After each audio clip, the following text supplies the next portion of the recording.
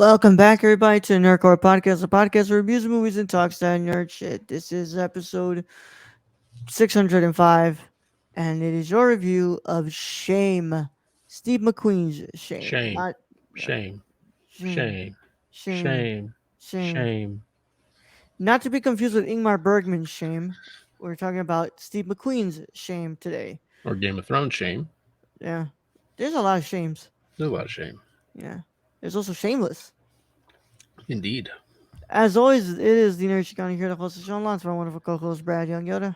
What's up, everybody? And don't forget Shaniacs. That's true. That's true. Mm-hmm.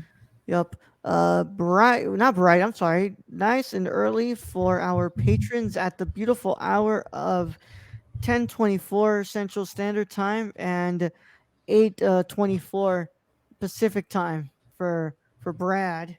I have work in the morning, and I definitely should be getting ready for bed right now. But we're gonna go ahead and do this nice episode for you all.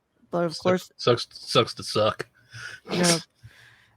Well, Brad's like, hey, I'm not gonna be available tomorrow, so like, fuck it, we're gonna have to Look, do this real quick indeed. because Ahsoka can get put off for Saturday, but this episode should be out by Saturday.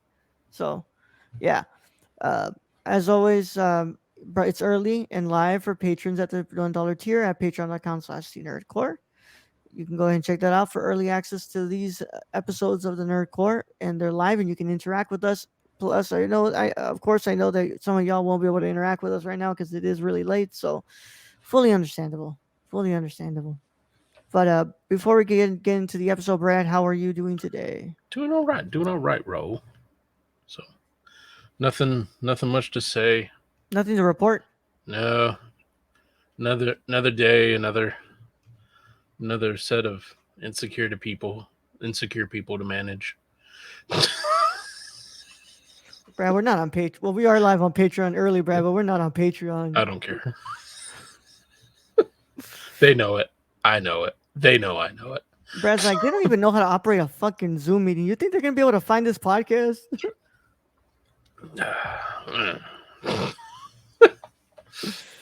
Brad, you can tell Brad's had a hard week when he was drinking wine yesterday, and today now he's drinking beer on the show. Actually, it's cider.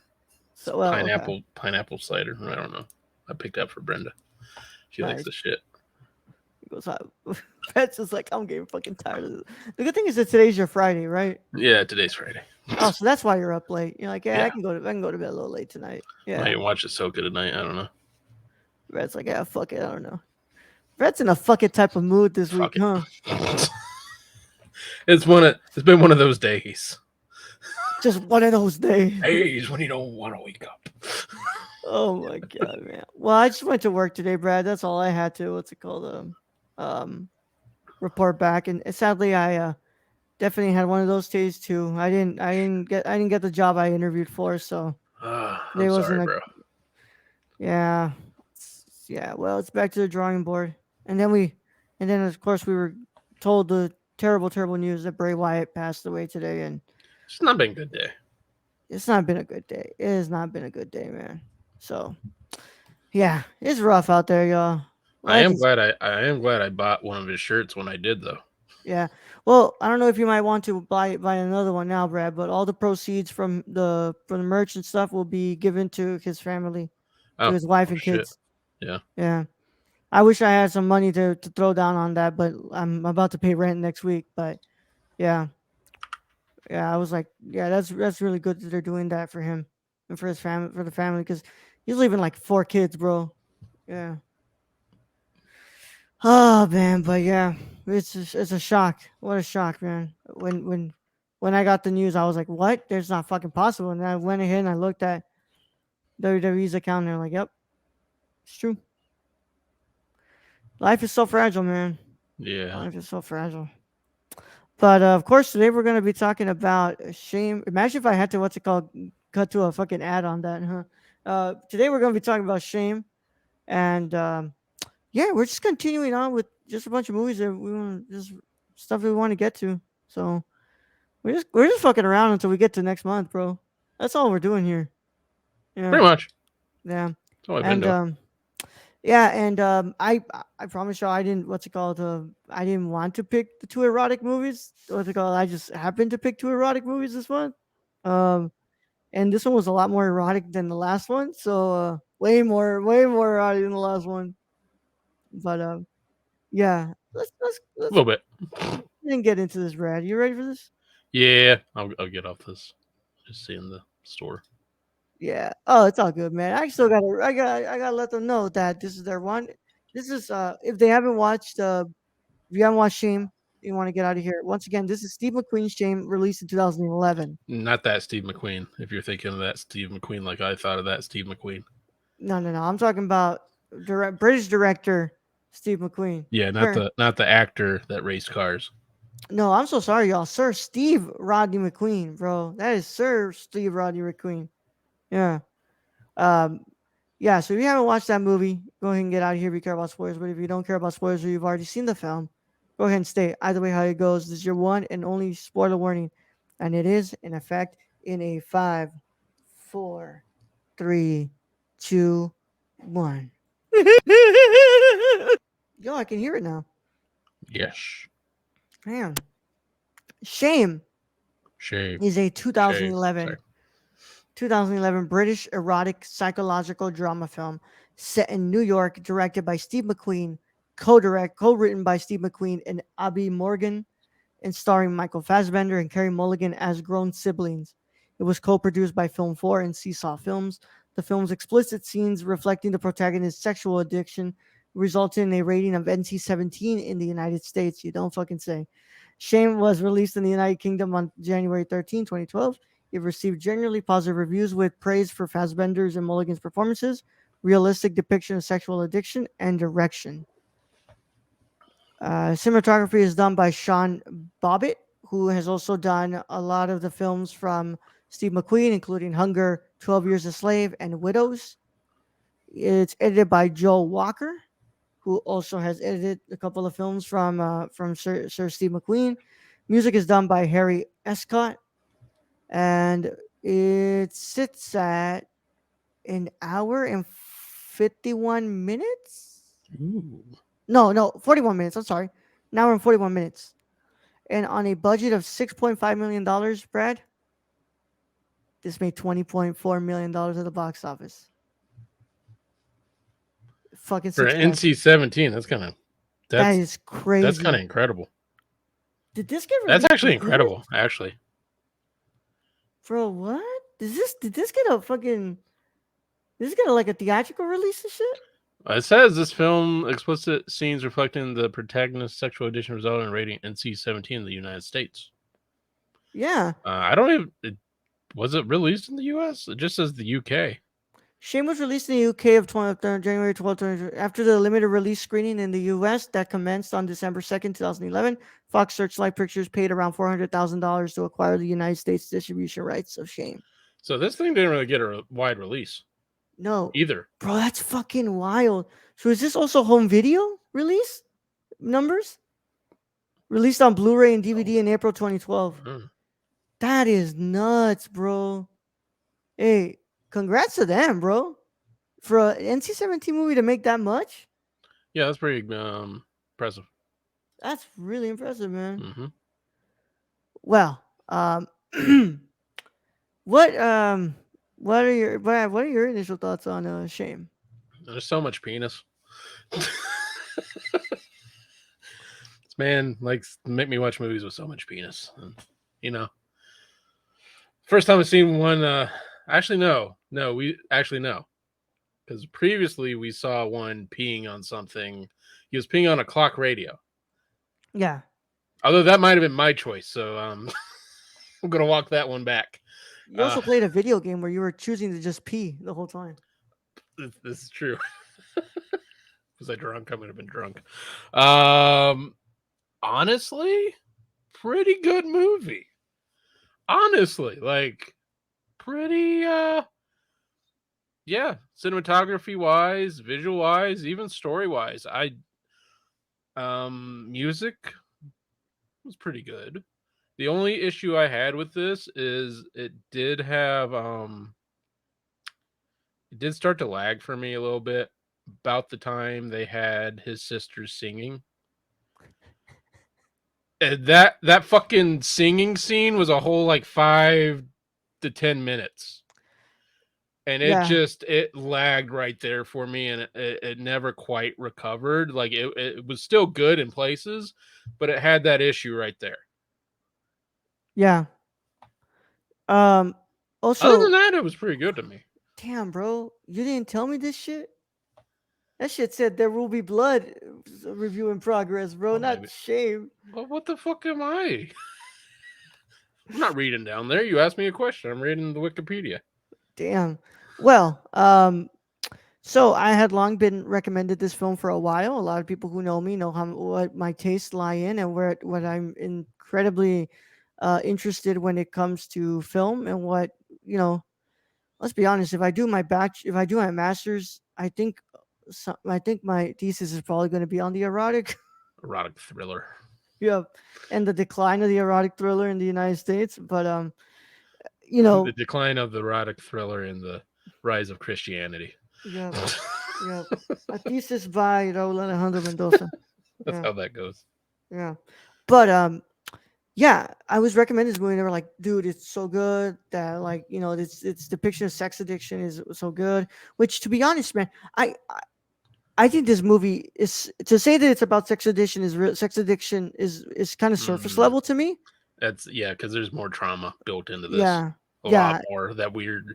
Some of it we're not given the whole information, but you can definitely tell there's yeah, some trauma underneath everything that's causing this. yeah.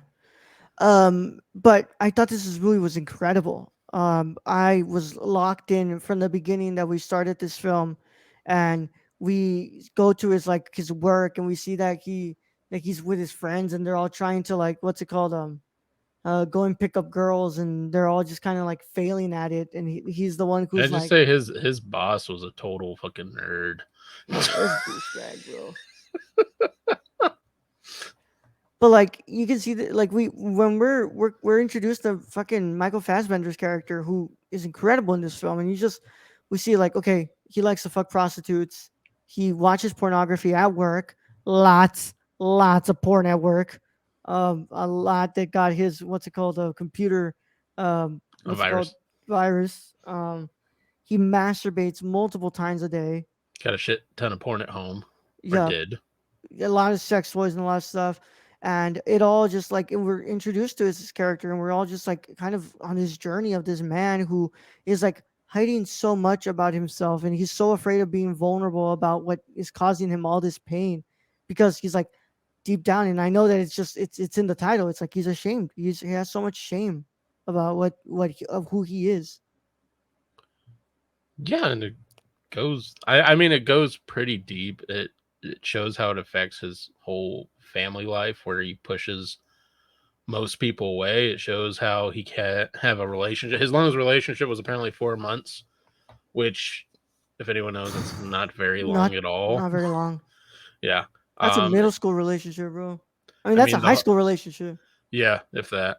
The dating aspect he tries is very awkward, and he has issues. Although the cocaine probably didn't help in that matter. Yeah. Why my dick broke? Probably because of the blow. Yup. Yup. Maybe, But maybe it's not all the sex addiction. Maybe it's also the drug addiction caused by the sex addiction. and then like his in a film that is like mostly concentrating on Michael Fassbender, Carey Mulligan's character is so interesting too. Cause like It's just the just how those two characters, you know, how they interact is just it's so anxiety ridden or anxiety causing. And you're yeah, like, is so much tension in this. There has to be more to this because this dude can't just be mad at his sister, just be mad at his sister. I mean, she's got her issues too, don't get me wrong. But at the same time, this man is totally like he can barely stand being in the same room with her. yeah. And you can tell that they're hiding something. Like something's there that they don't want to talk about. She has like wounds on her. She has self-inflicted wounds on her Well, arms and and shit. she tried to. I mean, the first time you meet her, she's got a hospital bandage or a hospital arm bracelet, Yeah, and yeah, and she, there's that moment with the train where he pulls her back, and then there's the ending of this when she tries again to commit suicide. yeah, yeah, So yeah, she's he's not the only one with some of these issues, and I think a lot of it's some past childhood trauma, honestly. yeah. And like I was saying as well, like just the cinematography is incredible, Brad. My God, some of these angles that he's taking, and the way and also just the way that he kind of like colors the film as well, and it looks very like bleak. It looks Hmm. like like I feel drained just watching this and seeing the world that his character is inhabiting. Yeah, I mean, and you look at his apartment, like there's nothing on the walls. It's very Yeah, minimalistic, and he doesn't have. There's nothing really that says anything on who he is. He's like he's blank, and that's really what you get through this film is he's blank because he doesn't want to show the world who he is. yeah. I found something here, Brad, that I want to read. It's from somebody's Medium account, and they wrote, Brandon's gaze on this woman is incredibly ambiguous when she's talking about the woman in the train station. The young woman gets up, she's about to leave, and she doesn't take his eyes off of her until the end of the film. He's certainly hesitant as we are when we watch the scene, and it makes us understand that every decision can have huge consequences. In the two sequels, I imagine one would be bad. Brandon would follow the young woman, certainly have sex with her, and go on with his life as if nothing had happened. The first and the last sequence would be a loop, and there would be no way out, as it had all been for nothing. In the other sequence, I imagine Brandon would remain seated. The young woman would be disappointed, but Brandon would be starting a new chapter in his life. He would have a lot of work to do on himself, but he would eventually heal. It's double or nothing. I want it to be the second version, but would Brandon be able to move on? I feel like at the ending it was calling for that second version, especially since it was a very zoom in to that wedding ring on her Yeah, finger, and then I mean, you get to see this twice in the film. In the beginning, he literally can't help himself. He gets up and he stands close to her and puts his hand under hers as they're grabbing the railing, and then he tries to follow her and yeah, loses her in the crowd. And in the second version, it's basically, yeah, he's staring at her, but at the same time, it's almost like disgust. Like yeah. he doesn't want to do that anymore. Well, there's such an interesting way to approach film theory in the Freudian sense, where people say like, to heal the trauma, you must confront the trauma. And it kind of happens when His uh, sister, his sister opens the laptop, well, gets home and sees him jacking off. And then he kind of gets on her like all primalistic, Brad, animalistic, and tries to like, like, it was like screaming at her and his towel's coming off and shit. yeah, And then she like opens the laptop and sees that he has like a webcam girl ordered. And so then he like grabs all these things, like his all his porn and all of his sex he just toys, throws it out. pulls it out. So I would imagine, because like in that sense, like either two things can happen. Brandon would end up killing himself because of all the shame, or Brandon would go towards this path of fixing himself. And I Well, would and like to think that that ending is him fixing himself. yeah, and I think you get that path where he would kill himself is kind of altered because of his sister and how he has gone through this with her, and he's sitting there and I think he's making amends with who she is along with who he is. Yeah, especially because she says like we're from broken places. We're not bad people. We're just Yeah. we came from a really broken place. And I think and I like the fact that Steve McQueen leaves it so open ended like that. And I'm glad he doesn't give us um that much information, because we're just left to dissect what's happening, right? Yeah.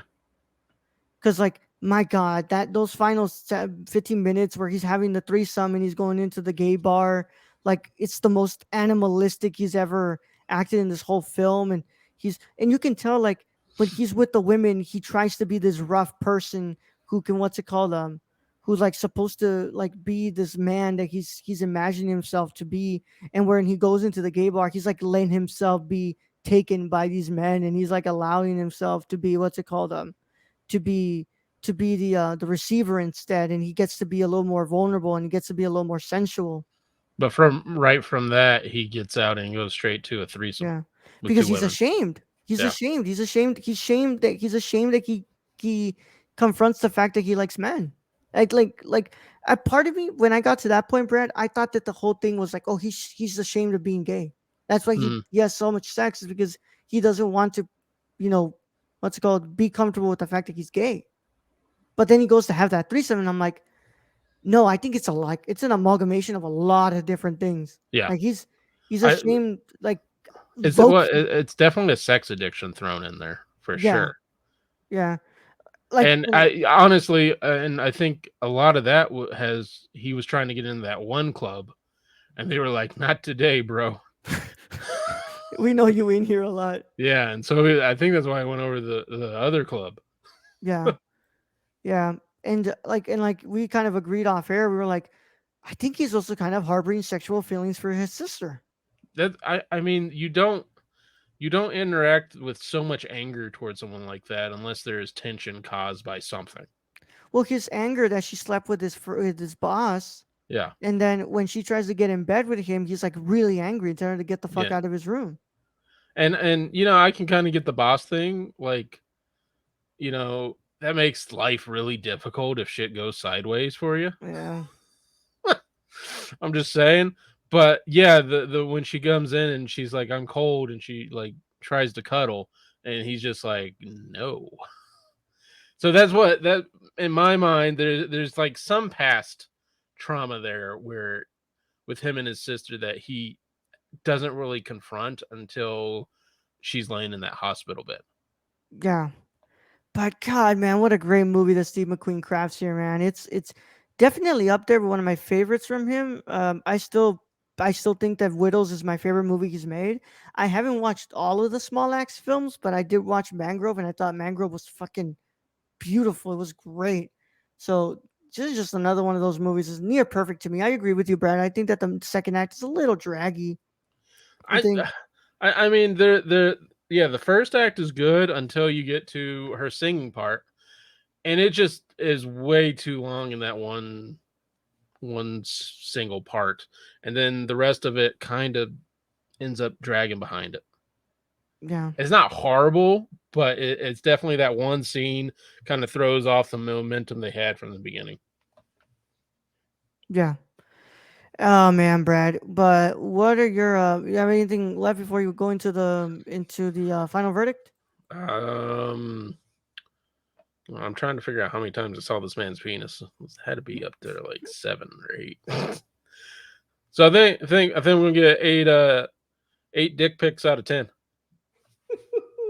This is near perfect to me, man. I think I'm honestly gonna, you know what? I think this is pretty much the same score I'm gonna give fucking There Will Be Blood. This is a fucking 9.75 out of 10. This is one of my favorite movies of all time, man. This is, dude, I fucking love this I'm movie. not agreeing with that.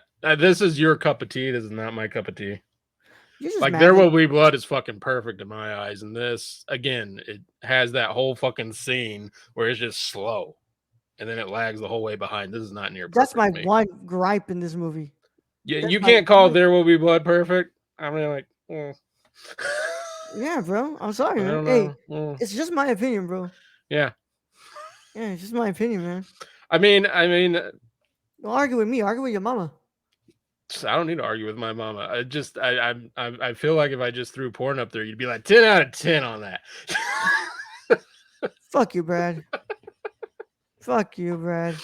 You know damn well that I wouldn't say that shit. Yeah, I know. You know damn well I wouldn't say that shit. I hate when people fucking assume that about me because they missed the whole fucking point of No. what Actually, I. this is actually a very well done movie. I don't think it's perfect though. Well, Brad, that concludes our review of Shame. And as always, you can keep up to date with us on all things social media by following us at thenerdcore.com, Twitter at the Nerdcore, He's so underscore Instagram mad. at the Nerdcore, patreon.com/thenerdcore for $1 a month. You can get these episodes live and early, and you can interact with us before they go public to the rest of the people in the internet. Our Discord link is in the description below, so that way you can talk with us about why you think Brad is being an asshole right now. It's been a week. Yeah, you gotta take it out on me, you asshole. I gotta take it out on someone. Yeah, fuck you, Brad. Oh man, but yeah. Make sure you also comment on the YouTube video. Tell us about how Brad's being an asshole and what you think about this movie, because we would like to hear all about it. If you're watching this on YouTube, please leave a like on the video, subscribe to the channel, and click that notification bell so you don't miss a single piece of content that drops on the channel. And if you're on the podcast services like Apple Podcasts, Google Podcasts, and Spotify, go ahead and leave a 5-star review on that, because we would appreciate it very much. And of course, this episode in this show is brought to you by our patrons, because they're wonderful people and they make this possible. And as always, the wonderful producer Shane, where can I find him, Brad? You follow our friend Shane at twitch.tv/XSRK, or at Twitter at ThriftedIL, or go buy something from the Seppy God at PrisonCityVintage.com. Almost near perfect final read of all that shit. It's funny because when I'm most awake is when I fuck up all the time, and when I'm not awake, when I'm half like asleep, sleepy, it just comes naturally. Like, just comes naturally. I think I might be practicing it while I'm asleep, Brad. Like could I'm just be. like, you can find us on Twitter. Mm. Instagram. All right, man. Yeah. Yeah. Oh my God. Well, Brad, we will see them all for our Ahsoka review on hopefully Saturday night. Hopefully, right? I'm crossing my fingers, because I am doing a media conference this weekend for Houston Media Conference, and I'm coming down here to see that. But yeah, we'll see what we can do, and we'll see what's up. But of course, we'll be back next week for some more reviews, and we're going to be talking about David Fincher's The Game. There's another director we have yet to do Time to play the game. Sorry. Another director that we have yet to do a review month for. Yeah, what the fuck? Also, y'all, I promise, Oppenheimer review, Talk to Me review, Blue Beetle review, those are all coming soon. Luis has been without internet for like a week, so I haven't even been able to sit down and review with him these titles. So yeah, well, he moved to a new house. Oh, okay. Yeah, so he doesn't have any internet at his new house. But yeah, with that said, we will catch you all in the next one. But for now, Brad, go ahead and send these wonderful people out. All right, Raul. Thank you, been host as always. Thank you to all our listeners out there, all our patron supporters. We appreciate each and every one of you. No one joined us in chat today. We were a little late. Our bad. Yeah. But thank you to all those who do join us in chat. Leave a message, like, subscribe. We appreciate you. And to end this episode, always pee after sex. After having protected sex. I mean, did he have protected sex? I was hoping, bro. I'm hoping he did. I don't know, bro. You know what? I need a sequel where we find out how many STDs that man had. If it burns when you pee, go see a doctor. Young Yoda out.